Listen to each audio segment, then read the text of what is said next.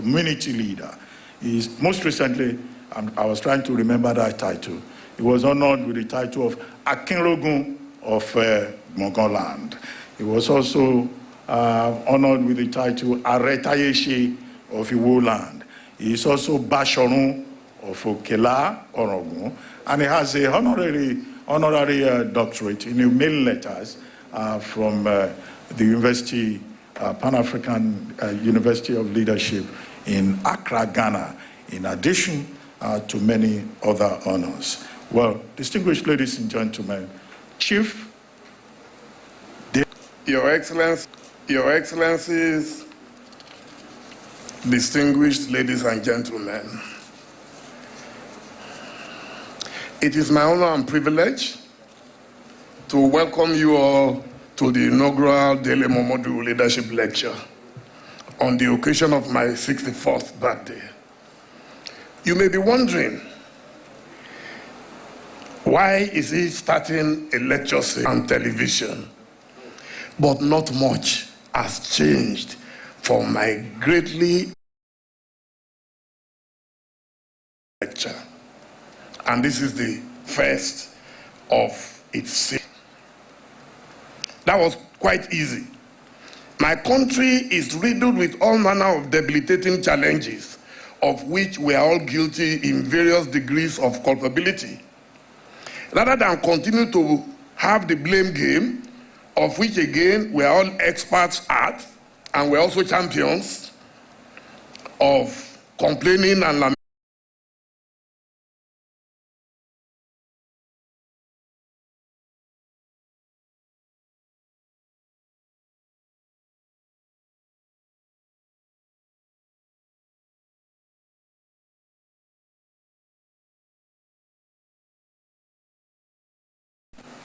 And it will be delivered to me. So how come we pay for electricity and it cannot be delivered? I can see Prof looking at me. That is the challenge I'm throwing at you and our leaders seated here today.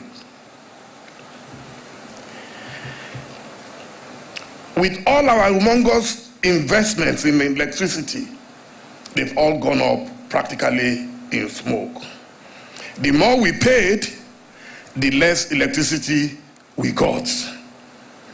Since electricity affects all of us, we should gather in this room today and discuss solutions in a non-partisan atmosphere.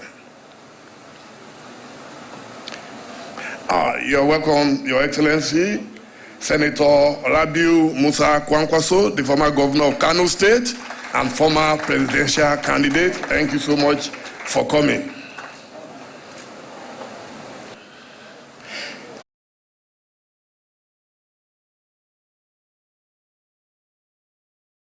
Living on Virgin Atlantic in the night to Lagos. He said, so I will check in and come to your house. I was looking at the logistics. I said, no, it's not possible. You won't believe it. He showed up like an apparition in my house. So please help me give him a big round of applause. So I called, I have a young friend. He is my button to Senator Alhaji Rabiu Kwankwaso, and that's Mubarak. Where is Mubarak? That's my best friend. So anytime I want to reach his dad, I just call Mubarak. He said, give me some time, I'll come back to you. And I called Mubarak. And then maybe around me, oh, please help me welcome the former president of Ghana, John Dramani Mahama, please. Thank you, sir. I knew the rain did do some shaggy, but we are representing you. Fortunately, my speech is the first, so you haven't missed anything, sir. Thank you, sir. Yes. So I settled for a place as the Nigerian Institute of International Affairs, which I like to call our own Chatham House.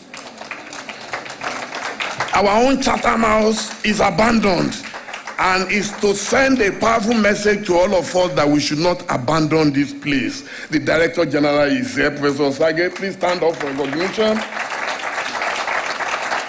Fantastic man.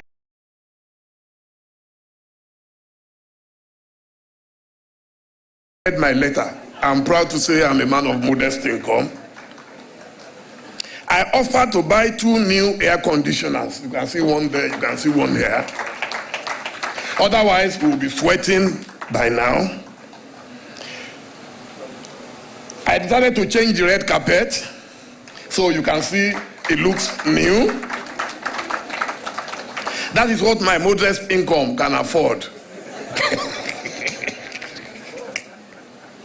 So, just like I did in my own village, you see, I realized that we all want to live comfortably within our homes without taking care of our environment. So in my village, in Ieve, in Owan East local government of Edo State, I had to tar the road to my village, to my home in the village. You won't believe it. Because otherwise, all of us will buy navigators and be navigating through undulating roads. So, that is what we did. Then beyond these cosmetic arrangements, there was something more important to me. In 1994, on this very podium, this was where Chief Moshood Kashimawo Olawale Abiola, my adopted father, attended his last corporate event, which was hosted by Unduka Obagbena. So for me, it brings back those memories. And I'm happy to announce that I have in this audience his daughter, who happens to be one of my biggest fans. I don't know what I have done to deserve it, but I have to. Abiodun Arike Momodu Omarowo.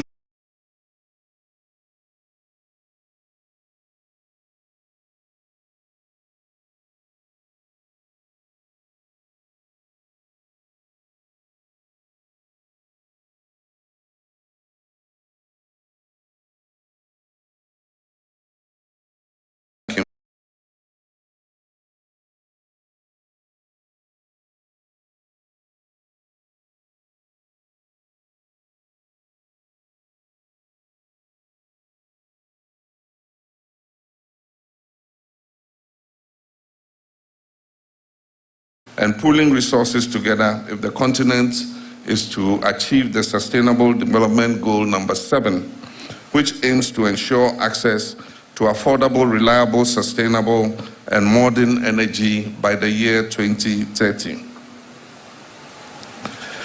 World energy politics and the role of Nigeria. By its size,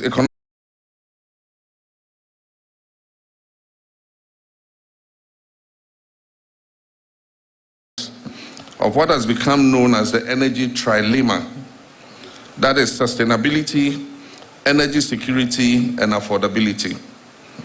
Already many Western countries have taken the path of transitioning to renewable energy, primarily because of the factor of climate change, and partly due to global geopolitical tensions. As a result, most sub-Saharan African countries are at the high risk of proved untenable.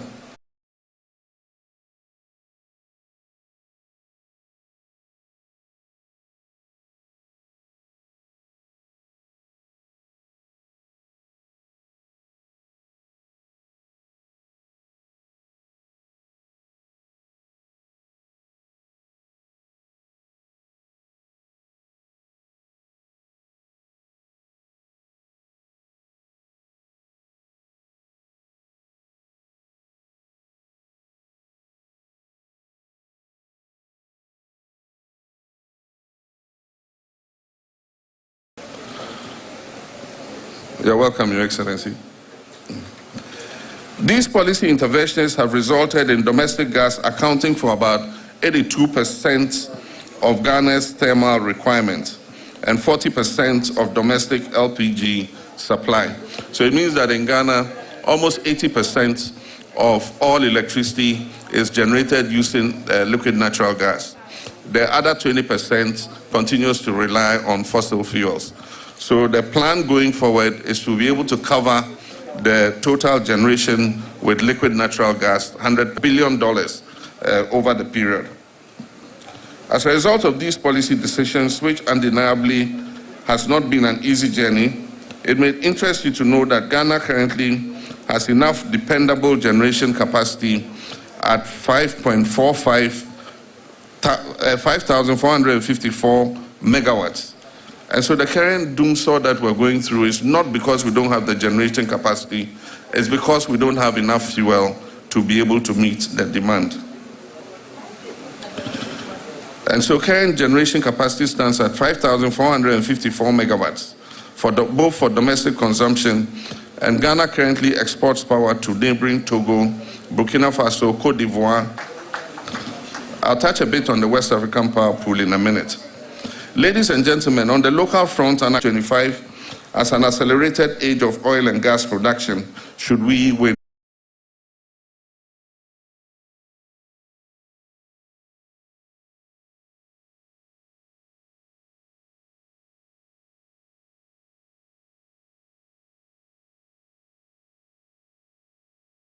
Parts of Togo and Benin. This will undoubtedly create a great opportunity for ECOWAS countries, especially notably Nigeria, because Nigeria has the potential to have excess power that it can put into the West African power pool for use by other countries that have a deficit. So notably Nigeria, with vast resources and available generation capacity to trade in the regional electricity market. Well, something tells me that round of applause wasn't loud enough. I wasn't hearing. Yeah. Transition and the kind of challenge that we face. But our guest speaker has also been very actively involved in this sector. He's a former Minister of Science and Technology in Nigeria, as I said earlier.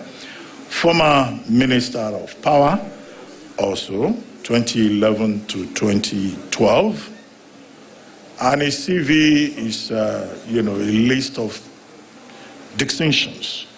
He's currently Pro-Chancellor and Chairman of Governing Board, Bells University of Technology.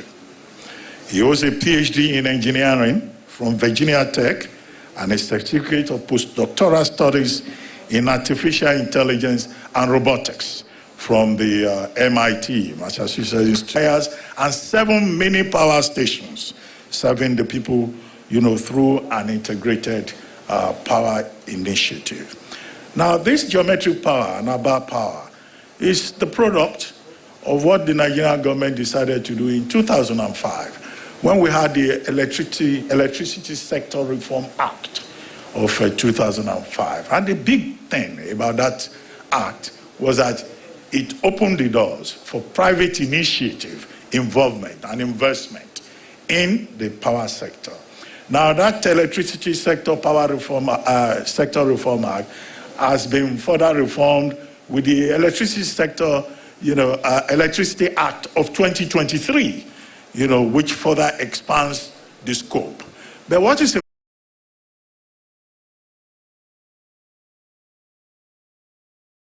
Ruben Abati,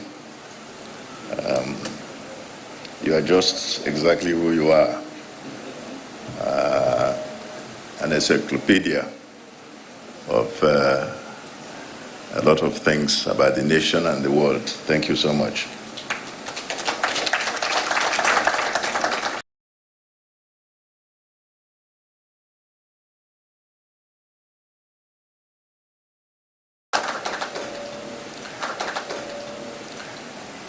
Your Excellency, the Chairman of the occasion, John Dramani Mahama, I understand that you're also a newly crowned chief in our country, so congratulations, former President of Ghana. Your Excellency, Chief Ademola Adeleke, Governor of Osun State, and I, just like the President and Chairman said, I don't want to fall into the trap of having to miss so many people, because it is totally possible considering the number of very distinguished people here. Let me first start by congratulating Are Dele Momodu chairman of Ovation Group, for joining us. Actually, he said that he joined us 4 years ago on the 6th floor. Though you have many years yet on this floor, you have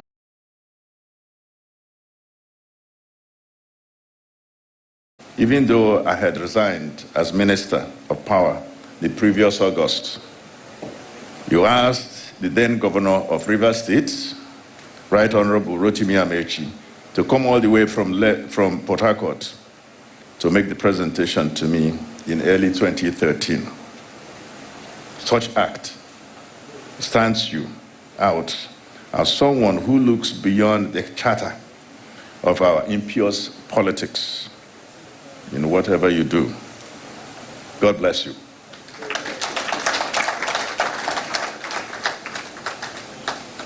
I like to think, and I think all of us were here listening to President Mahama, I think that it is important for someone who occupies the sort of position that he has occupied and seeks to occupy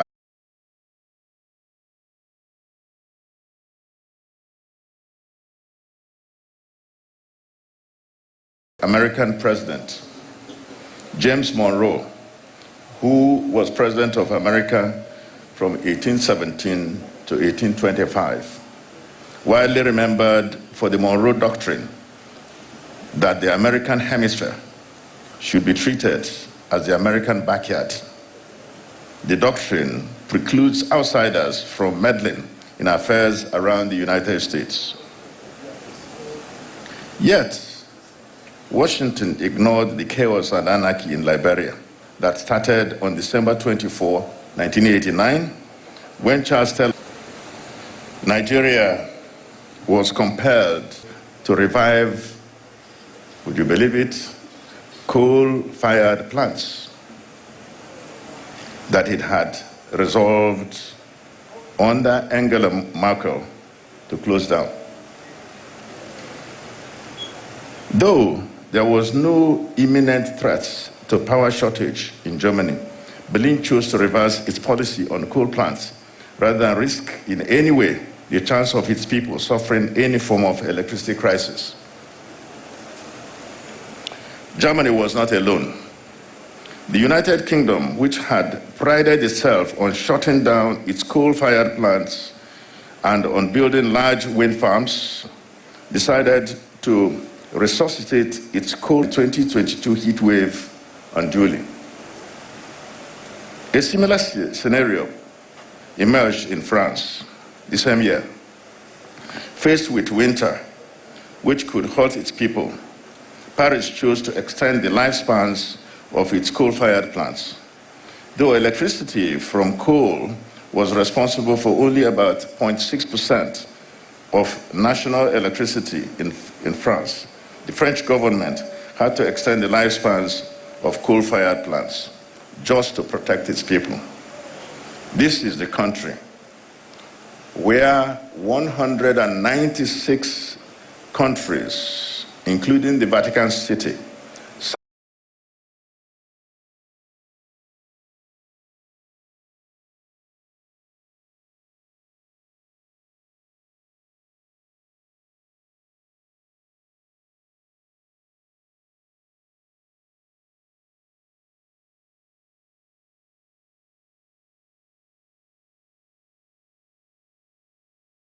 are delighted at the rapid decline.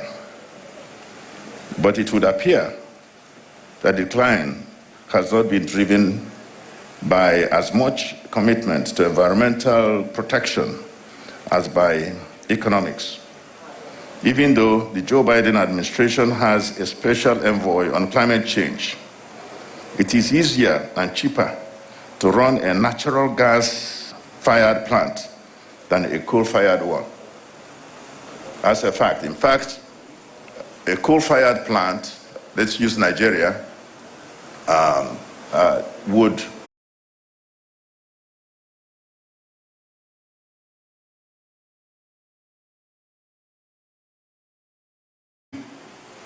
The generous use by steel, aluminum, and cement manufacturers, its extensive use by railway firms, the millions of American workers who depended on it, its host communities, several American businesses that relied on it, directly and indirectly, and its key role in American industrial history.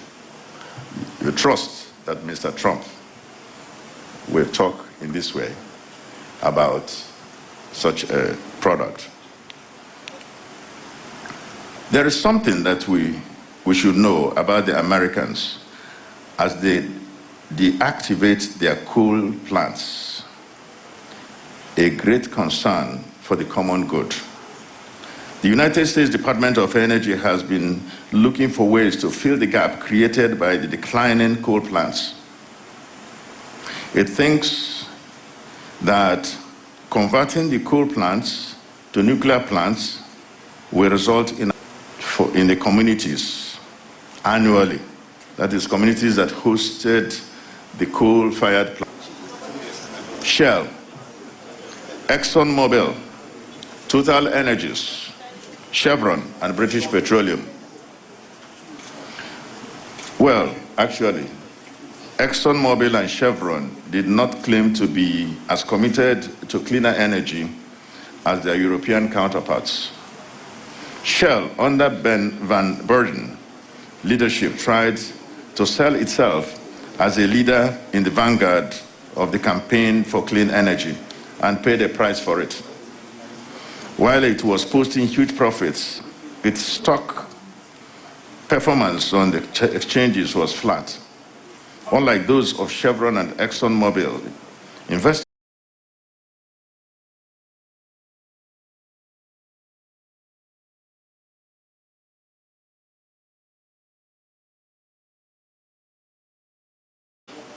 that his loyalty is not to environmentalists, but to shareholders. Shell has resumed heavy investments in oil and gas. It has reduced its climate ambitions by scaling down its goal of reducing the net carbon intensity of its energy products from 20% to 15%, from $3.5 billion in 2022 to $2.5 billion in. The other British superstar petroleum company, BP, has taken similar steps.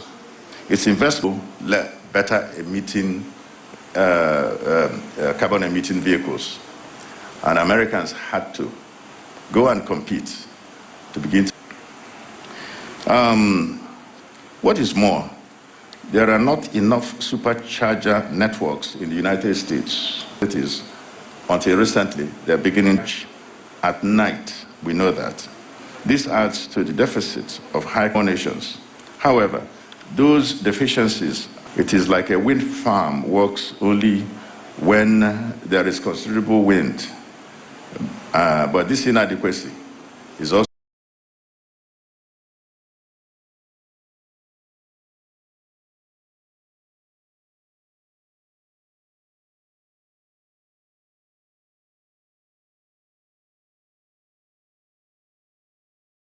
other country. Nearby rivers have been polluted. Protests by the citizens against pollution have been met by brute force, by security agents, violating the rights and dignity of the people. In the Democratic Republic of Congo, DRC, where cobalt, copper, and lithium ion are produced massively, there are human rights abuses on an industrial scale. There is also child labor, in addition to other forms of labor exploitation. The beneficiaries are mostly Western multinationals. The DRC government, towards the end of April 2024, hired the services of a team of French, and by 85% by 2050, from the 1990 levels, through solar and wind power. There have been protests against the conversion of farmlands to solar and wind farms. There have also been protests against the destruction of biodiversity and the habitat generally. And this is in America. The most difficult and controversial issue deliberated on at the Conference of Parties, popularly known as COP28, which held in Dubai but there's no place to place it. So only a handful of nations like Greece, Spain, and Portugal have crossed the clean energy line. At the G7 meeting of ministers responsible for the environment, climate, and energy held in Turin this last April, it was agreed that coal plants would be phased out among these nations by 2035, but that the participants were realistic enough to provide that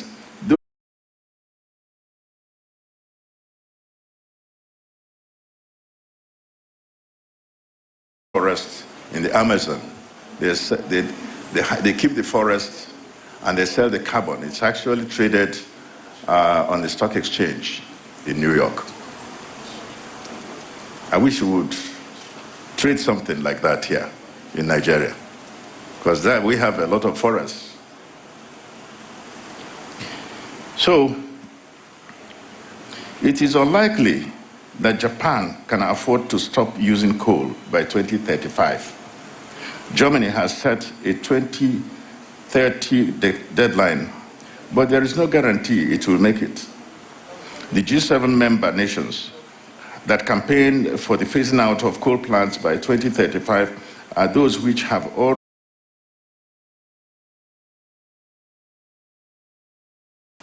to Europe through North Africa.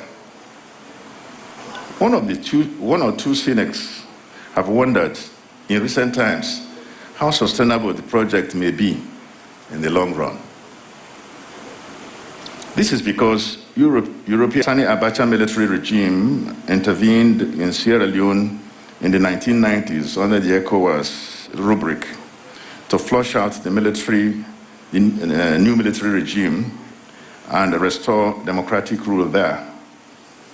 Nigeria was described by a section of the international community as a country that was exporting what it did not have, democracy, but importing what it ought to have in abundance, namely petroleum products. The description may well fit the gas sector today. Nigeria has more than 200 trillion cubic feet of untapped gas reserves. It is estimated are in a tighter position because they are performing suboptimal. There are now longer periods of electricity blackouts throughout the country. This is despite the spirited effort of Nigerian National Petroleum presidency, making a lot of effort. Matter of fact, just yesterday, I was very happy to hear that the president inaugurated two major gas projects in the country. One at Kwale and the other at Ohaji in Imo State. These are very positive steps. We need to have more and more of these so that we can change our direction. I believe, really, and frankly, that a state of emergency needs to be declared in the gas sector. The declaration will save the power sector and our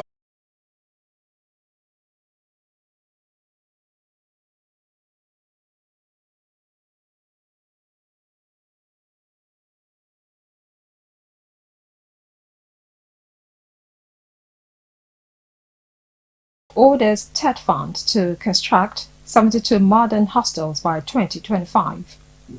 Federal government okays 1.4 trillion naira for 13 roads. In business news, federal government seeks $500 million World Bank loan for dam safety and others. On the foreign scene, EU slams Bangladesh over use of excessive force against protesters. And in the weather sport, Captain Lord's resilient D-Tigress for victory over Australia. Now the news in full.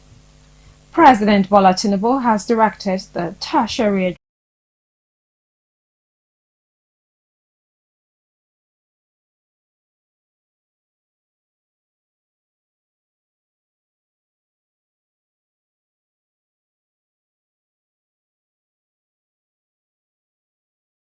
to a lack of funding.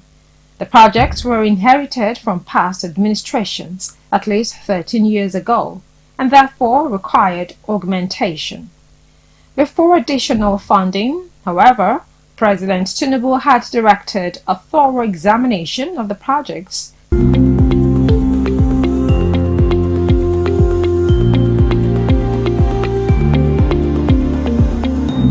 Welcome back. You're watching Biscon Television News. Now to business news. The federal government has requested a $500 million loan from the World Bank to improve dam safety and enhance water resources management across the federation. This loan is expected to address the country's water security challenges and boost agricultural productivity through the Sustainable Power and Irrigation for Nigeria project. According to a World Bank's project information document for the proposed project posted on its website on Monday, the SPIN project focuses on 4 critical areas, which include institutional strengthening and capacity building, irrigation modernization, improvements in dam operations and safety, and project management. The proposed approval date for the SPIN project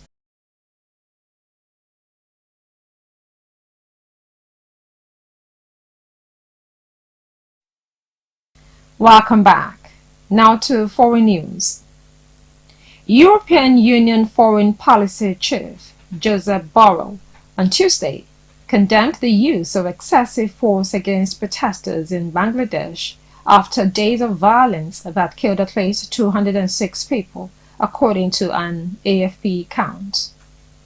The violence erupted after student rallies against civil service job quotas this month, and the death toll, based on police and hospital data, includes several police officers.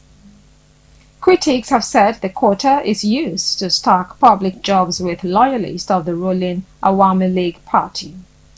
Borrell expressed his deep concern over the deaths of officers, as well as the torture, mass arrests, and damage to property that have taken place.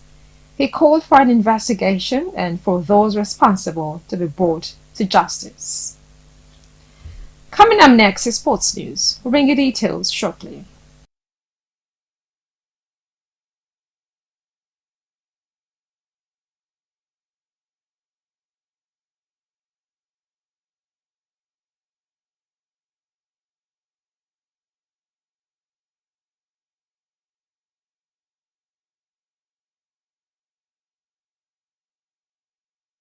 Welcome back. Now to the weather sports. Nigeria's senior women's national team skipper, Amy Okonkwo, has credited the D-Tigers teamwork for their famous victory over Australia in the Paris 2024 Olympic Games basketball Group B opener in Lille yesterday.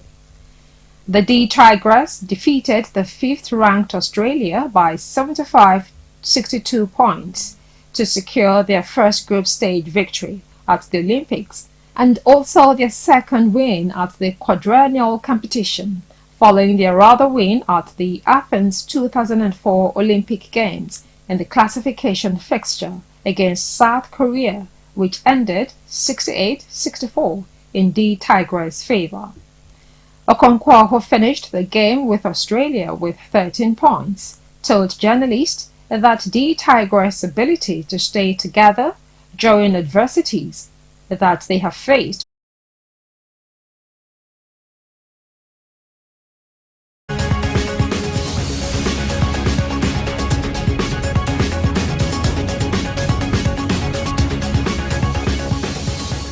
Welcome back. You're still watching Biscon Television News.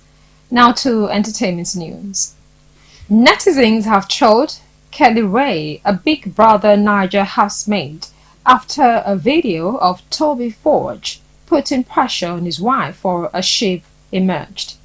Despite being at Biggie's house for 48 hours, housemates are already bonding with one another.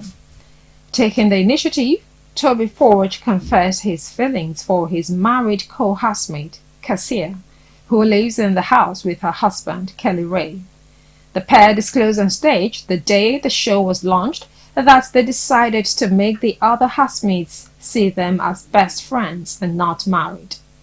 This action and decision from them have caused the male housemate, Toby, to cause a commotion as he was spotted innocently shooting his shot at Cassia.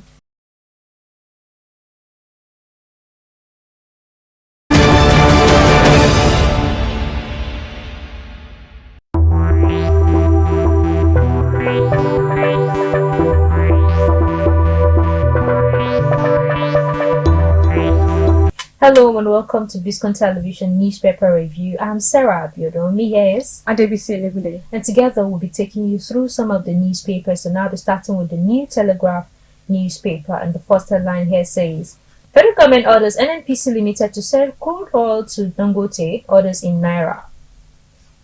That's on page 2 and 3. H124 Customs surpasses revenue target, generate 2.74 trillion Naira, and that's on page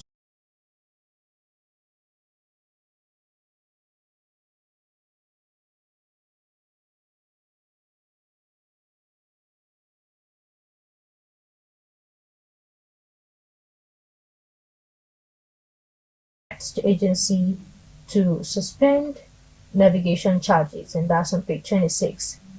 Tinubu signs new minimum wage bill into law. FEC approves 1.44 trillion naira for road contracts. OK pact with Spain on fugitives repatriation. Federal government pushes for 80% digitalization of government operations by 2025, and that's on pages 2 and 5. NIN SIM verification. NCC orders immediate reconnection of deactivated lines, and that's on page 4. And lastly, for the New Telegraph newspaper, we have consuming dried fruits daily might lower diabetes risk study, and that's on page 26. And that's it for the New Telegraph newspaper. And now to the Vanguard newspaper. Zenith Bank set to raise 290 billion naira capital through rights issue. Public offer at that on page 20.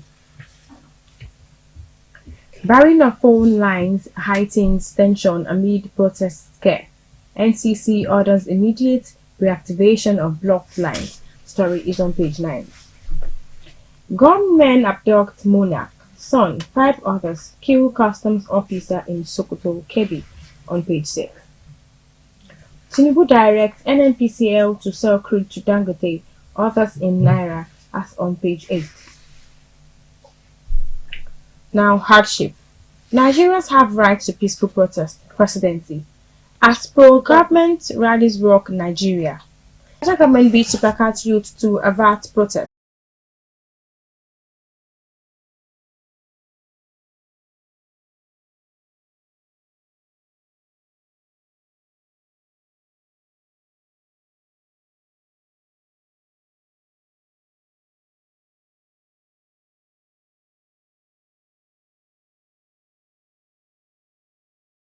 On page 7. Nigerians can now buy bag of rice at 40,000 naira, no need for protest, says federal government. And that's on page 6. Federal government puts VCs on red alert over planned protest, and that's on page 5. OPS tax Tinubu on promises at 70,000 naira minimum wage becomes law. And carried out on page 3. 19 parties rejects local government electoral commission, wants CX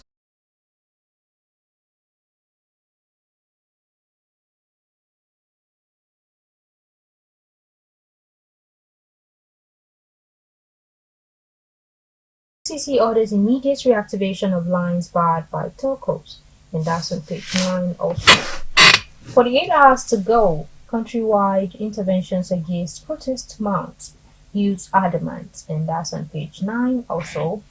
Tinubu directs NNPCL to commence crude oil sale to Dangote, orders in Naira. Directive will reduce Nigeria's forex burden. Save $7.32 billion annually, says FIRS boss. Onyejocha, government will ensure full implementation of new minimum wage. President already protesting on behalf of youths, Idris declares. FEC OK's agreement of fugitive repatriation, prisoner swap with Spain, and that's on page 9. And lastly, for this day newspaper, we have Tinubu signs 70,000 naira minimum wage bill into law amid unease over plan protest, and that's on page 5. Nigerian Tribune. Tinubu signed 70,000 naira minimum wage bill into law. That's on page 4.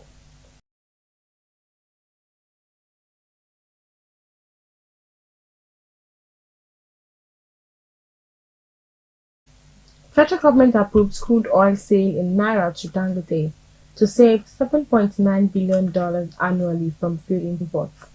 That's on page 6. Planned protest. NAS to hold emergency session tomorrow. Nigeria can afford violent protests now, IGP. NSCDC deploys 30,000 personnel nationwide. SCAA moves to avert flight disruptions. Youth stage protest in Suleja. APC state chairman plan counter rally in 36 states, FCT. Tinubu not a magician. Needs time to solve economic issues, Interior Minister. And that story is on page 2. Now to the Daily Sun newspaper. Igbo youth dissociate themselves from planned protest, demand Kanu's release, and that's on page 28. Nationwide protest. National Assembly summons emergency meeting, and that's on page 6. Law. Akpabio says it's for the whole nation, and that's on page 6. Edo. 3 parties yet to submit names of polling agents 24 hours to deadline, INEC, and that's on page 27. 2024 Hajj. 30 Nigerians died in Saudi Arabia.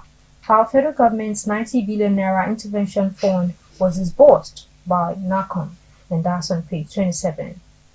NCC orders immediate reactivation of lines affected by NIN SIM verification issues. 10. Thousands of dollars flown out of Nigeria every hour, Interpol, and that's on page 5. Subscribers receive telecom services over barred lines, and that's on page 6. Federal government to promoters, why you should shelve protest. Offers to sell 50 kg rice at 40,000 naira. Asks students to remain on campus. National Assembly convenes emergency sessions tomorrow. EFCC begins probes of sponsors, and that's on page 4. Tinubu signs minimum wage bill, and that's on page 5. Kidnappers of Sokoto district head, son, brother demand 1 billion naira ransom, and that's on page 26. Zenith Bank set to raise 290 billion naira capital, and that's on page 19. Tinubu means well. Let's give him time to rescue Nigeria. Tunji Ojo, and that's it for Daily Trust newspaper. And now we've come to the end of newspaper review on Biscon TV. Thank you for watching.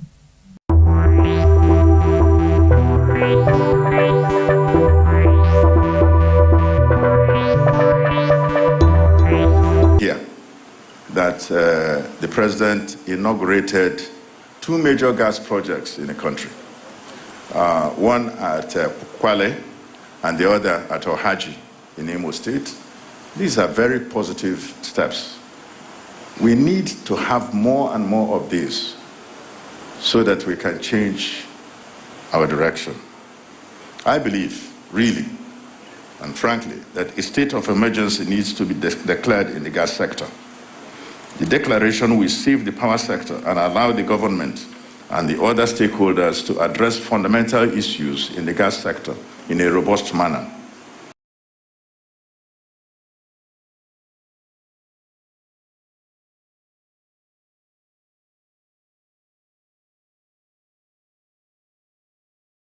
healthy balance between producing gas for export and gas for domestic consumption.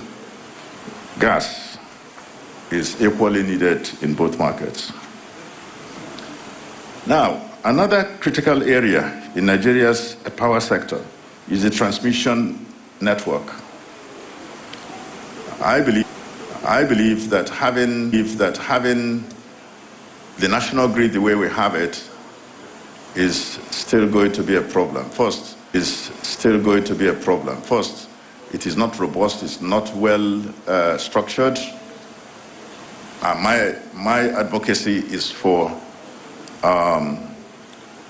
multiple grids, structured. My advocacy is for multiple grids, semi-autonomous, but connected to the national grid, so that the national grid still operates and it's made more robust. I suppose that we finish it. Now, you need a super grid to take that power, and so that Nigeria has the ability to take power from various power plants and transmit to wherever we want it. Now, I am happy that the current Minister of Power, Chief Adebayo Adelabu, is reviving this super grid. And I think we have to support him on that because it's a very important project. Our conception was that it would be done in sections by different companies, so that it's not just one of these big elephant, white elephant projects that you give to one company and they just go and sit with it. The development of electric power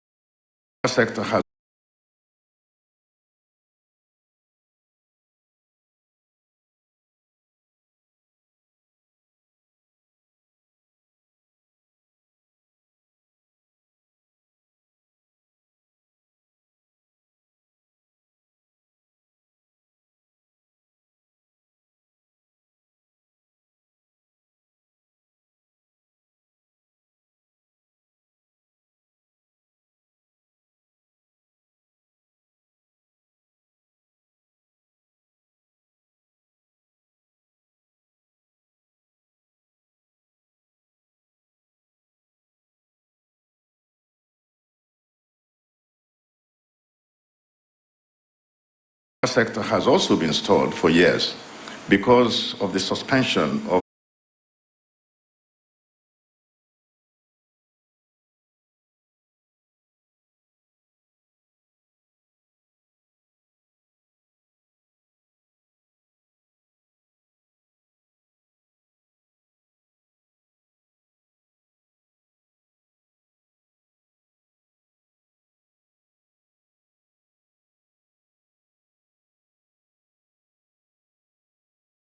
sector has also been stalled for years because of